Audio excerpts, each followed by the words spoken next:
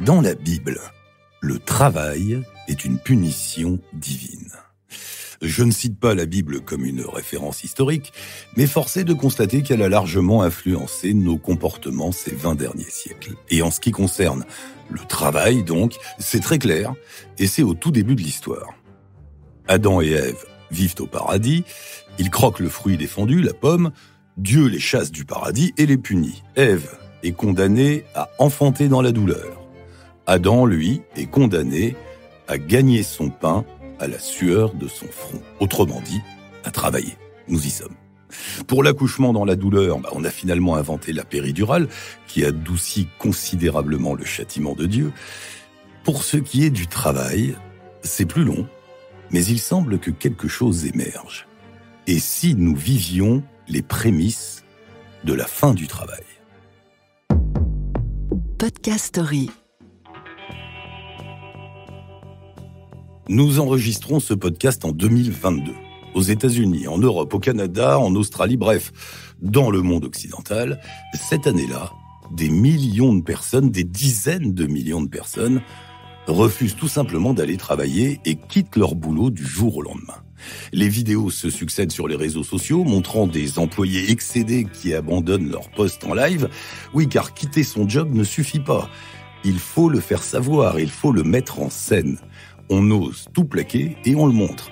Il y a par exemple ces salariés d'un Burger King aux États-Unis qui lâchent collectivement le tablier en plein service. Cet employé d'un grand magasin qui utilise la sono interne du magasin en question pour insulter son boss devant tout le monde et annoncer son départ. Et puis il y a aussi cette fille qui travaille au guichet d'un McDrive. Elle se filme alors qu'elle escalade la fenêtre du guichet pour sortir comme si elle s'enfuyait et en criant « Je démissionne !»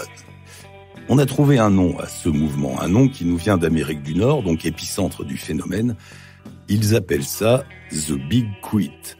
Chez nous, on dira « la grande démission ». Quelques chiffres. Aux États-Unis, 48 millions de personnes ont démissionné en 2021. Il faut savoir que l'on compte là-bas 160 millions de salariés. 48 millions de personnes qui démissionnent en un an, ça fait presque un tiers, parce que c'est pas fini. Depuis 2022, depuis le début de l'année, 4 millions d'Américains quittent leur travail chaque mois. En France, en 2021, le niveau de démission de CDI a augmenté sur un an de presque 20%. Les ruptures anticipées de CDD étaient-elles en augmentation de 26%. C'est beaucoup moins qu'aux États-Unis. Mais c'est une nette progression.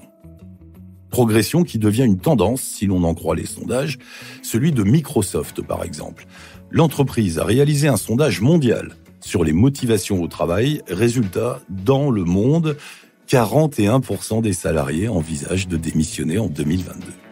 Chiffre confirmé localement d'ailleurs en France, 35% des sondés envisagent de démissionner, 42% chez les plus jeunes.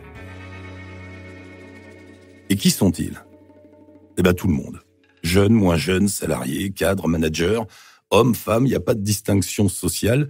Ils décident de casser leur carrière, d'arrêter de bosser, du moins de prendre le risque de démissionner. Ils sortent du jeu. Et quel jeu ? Car travailler, ce n'est pas seulement gagner son pain à la sueur de son front, ça c'était au début de l'histoire. Aujourd'hui, au XXIe siècle, travailler, c'est tout simplement exister. Notre identité, notre place dans la société, notre culture, nos goûts, nos emplois du temps sont liés à notre travail. Quand on vous pose la question « Qu'est-ce que tu fais dans la vie ?», la réponse à apporter est bien entendu sa profession. On ne dit pas « Je voyage, je fais des enfants, je pratique la musique, le vélo, tout ça ». Non, on répond par le travail parce qu'il nous définit. Il a donc pris une sacrée place dans nos vies. Il est même notre moteur principal. C'est à travers lui que nous allons tenter de nous surpasser, de nous accomplir. C'est autour de lui que nous forgeons notre personnalité. C'est aussi par le travail que nous rencontrons nos amis, nos amours, que nous tissons notre réseau social. Et pourtant, donc, malgré le rôle essentiel du travail dans notre existence, nous serions de plus en plus nombreux à vouloir l'abandonner. Évidemment, un peu partout, sociologues, psychologues, sondeurs, journalistes se penchent sur le phénomène et ils en arrivent à peu près tous à la même conclusion. Le déclencheur de toute cette histoire, c'est l'épidémie de Covid et son corollaire, le télétravail. L'épidémie mondiale a été un coup de frein à peu près tout, le travail, l'industrie, les loisirs, le sport, le divertissement, la scolarité, les études, tout. Nous nous sommes tous retrouvés chez nous, à plus ou moins travailler selon les cas. Certes, certains ont souffert de solitude, d'autres, au contraire, ont souffert d'une proximité trop forte et surtout ininterrompue avec les enfants et avec l'autre. Mais il ressort des enquêtes, études et autres interviews que ces confinements, ces couvre-feux et ces périodes de pause générale ont aussi mis en valeur l'absurdité de la normalité. Ce que nous considérions comme normal avant l'épidémie est devenu stupide après. Nous trouvions normal de nous lever tôt, de courir prendre des transports chaque jour pour aller travailler 7 ou 8 heures dans un bureau anonyme, manger dans une cantine, retravailler, reprendre les transports dans l'autre sens, 5 jours sur 7, toute notre vie. Nous trouvions normal, voire prestigieux, de travailler pour une multinationale qui détruit l'écosystème, aggrave le réchauffement, ne cherche que le profit. Nous avions balayé sous le tapis les remords à œuvrer pour des groupes qui cherchent une main-d'œuvre toujours moins coûteuse et finalement se retrouvent à faire travailler des quasi-esclaves à l'autre bout du monde. Le virus du Covid a été comme le catalyseur d'une pensée qui tout à coup nous a semblé évidente. C'est quoi cette vie de merde ? C'est quoi cette vie de merde, se disent aujourd'hui des centaines de millions de salariés, d'ouvriers, de cadres un peu partout dans le monde. C'est quoi cette vie sans queue ni tête ? Cette interrogation, ce doute, s'il est révélé par l'épidémie, vient de plus loin. Il est la conséquence de la crise climatique, des crises économiques et de façon générale, une perte de croyance dans le système. On n'a plus la foi. J'ai beau bosser comme un chien, au bout du compte, je gagnerai toujours pas grand-chose. Et de toutes les façons, mon travail ne m'apporte plus aucune satisfaction. Pire, il m'enfonce dans un mal-être. Pourquoi s'échiner si le monde court à sa perte ? Pourquoi se défoncer si, in fine, je n'aurai qu'une retraite ridicule ? Le salaire qui ne monte pas et le monde qui s'effondre, les deux mamelles de la déception. Alors attention, tout le monde ne démissionne pas pour ne plus travailler du tout, mais aussi, surtout, pour travailler mieux, selon ses propres codes, selon ses propres horaires, à son rythme à soi. Bon nombre de démissionnaires ne s'arrêtent que quelques mois, le temps de négocier des conditions plus avantageuses avec un autre employeur. Et en tête de liste de ces conditions, il y a le télétravail. Il est entré brutalement dans nos vies avec la pandémie, et lui aussi nous a ouvert les yeux. C'est quand même cool de pouvoir travailler chez soi 1, 2, voire 3 jours par semaine. Un sondage nous révèle qu'en France, les plus jeunes, les 18-34 ans, sont 50% à prévoir de démissionner si on leur impose ce que l'on nomme un présentiel intégral. Autrement dit, si je dois aller au boulot tous les jours, j'arrête. Cette revendication était tout simplement surréaliste avant le Covid. Un employé qui aurait exigé de travailler chez lui aurait vite déchanté et serait rentré chez lui définitivement. Pas aujourd'hui. Car cette fameuse grande démission a renversé le rapport de force entre les salariés et les employeurs, ces derniers étant obligés de céder faute de ne pas trouver de main-d'œuvre. Une autre catégorie de démissionnaires est composée de ceux qui veulent carrément changer de vie. Ils cherchent un sens. Alors qu'est-ce que ça veut dire finalement cette expression fourre-tout, donner du sens, chercher du sens ? Sur le plan personnel, c'est arrêter de passer ses journées entre le transport et le travail pour ne s'épanouir que le week-end. Non, ça c'est terminé. On donne du sens, donc on prend son temps pour les enfants, pour la famille, pour l'amour, pour le sport, le voyage, la poterie, n'importe quoi. Du temps à ce que l'on aime en dehors du travail. Et en ce qui concerne le travail, justement, donner du sens, c'est œuvrer avec une entreprise qui n'a pas que le profit comme but, mais dont les activités vont avoir un impact positif sur la planète et sur l'humanité. C'est l'exemple de cette jeune femme. Elle a la quarantaine, elle est diplômée de HEC, elle est cadre supérieur chez un constructeur automobile allemand. Elle vit à Düsseldorf et on dit d'elle qu'elle réussit très bien dans la vie. Non, elle considère qu'elle ne réussit rien du tout à part vendre des voitures.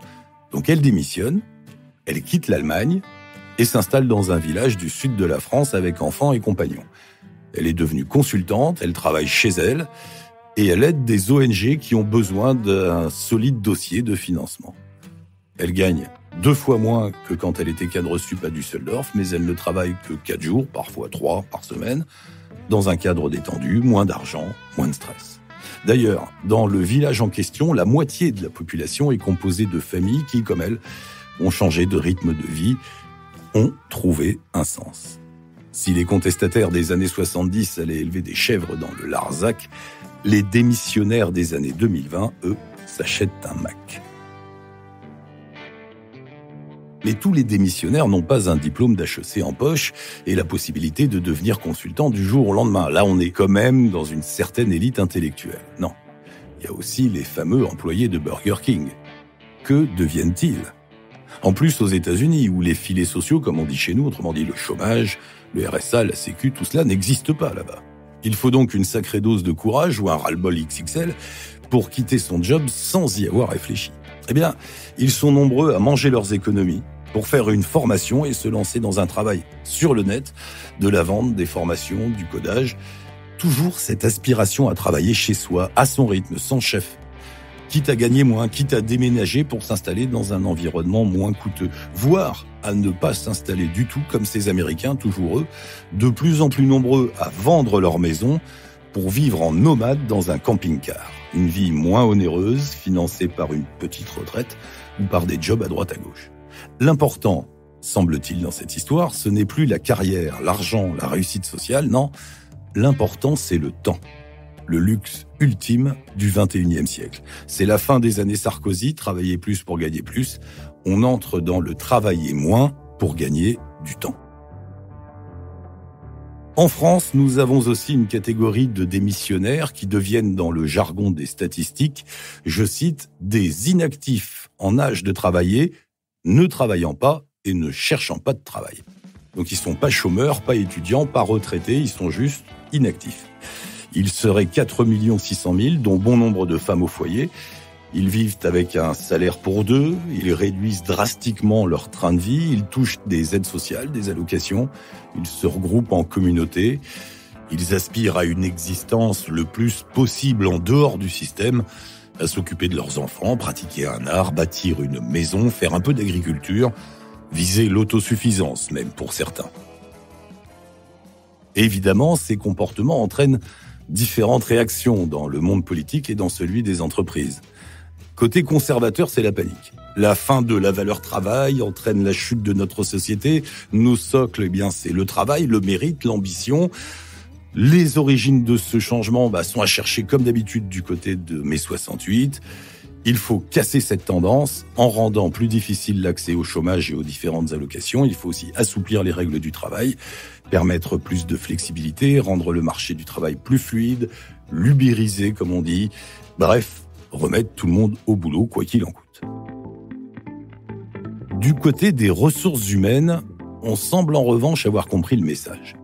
On regarde par exemple ce qui se fait en Islande, où pendant 4 ans, 2000 salariés ont expérimenté la semaine de 4 jours pour un résultat encourageant selon les dirigeants des entreprises.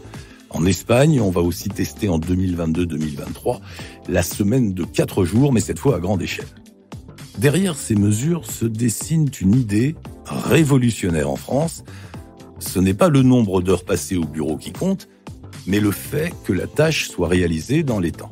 Jusqu'à présent, un salarié français se sentait obligé de rester tard, quitte à traîner sur Facebook ou Insta 1 heure ou 2 en loose day, histoire de se faire bien voir par sa hiérarchie.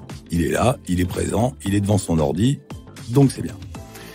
Aujourd'hui, des DRH avancent une autre approche. Le salarié a une tâche à remplir dans un temps donné, certes, qu'il y parvienne en ajustant ses horaires, en travaillant chez lui, en ne passant que des demi-journées au bureau. Après tout, ce n'est pas si grave. Ce qui est important, c'est que le boulot soit fait. Ainsi, l'employé peut organiser son temps, voir ses enfants, aller au sport, faire ce qu'il veut. Le nombre d'heures passées au bureau est moins important que le travail réalisé. De toutes les façons, elle est annoncée, la fin du travail. C'est le nom d'un ouvrage publié en 1995 par un économiste américain, Jeremy Rifkin. Le livre est un best-seller mondial. Il s'appelle donc « La fin du travail ». Rifkin part d'un constat simple. À un moment, il n'existera plus de travailleurs. Voilà, point barre, fin de la discussion, fin des débats. On met tout le monde d'accord. Les machines, la numérisation font disparaître des millions d'emplois dans l'agriculture, l'industrie, la chimie, l'électronique, le textile. Et c'est pas tout. C'est pareil dans le tertiaire, les services. Plus besoin de conseillers bancaires pour vous recevoir dans un bureau, plus besoin d'assureurs pour vous rassurer, plus besoin d'agents de la SNCF derrière son guichet. On fait tout nous-mêmes par les ordinateurs, les applis ou les bornes. Sans contact veut aussi dire sans emploi. Et Rifkin annonce la société sans travailleurs à partir du 21e siècle, à partir du milieu du 21e siècle, d'ici à peine 30 ans. Et on les remplace par quoi, ces emplois ? Eh bien, l'économiste nous dit qu'il faut créer un nouveau secteur qu'il nomme le tiers secteur. Il faudra travailler dans l'art, dans l'enseignement, dans l'aide, dans la formation. Ce qui n'est pas marchand deviendrait essentiel. L'utopie de Rifkin, c'est de remplacer le profit par la solidarité. Et celui qui était là au tout début de l'histoire, et Dieu dans tout ça, eh bien pour l'instant pas de nouvelles. Sans doute en télétravail, ou alors il a démissionné. Podcast Story. On a tous une histoire à écouter. Ne manquez aucun épisode de Podcast Story. Abonnez-vous et mettez 5 étoiles sur Podcast Addict, Amazon Music ou Spotify.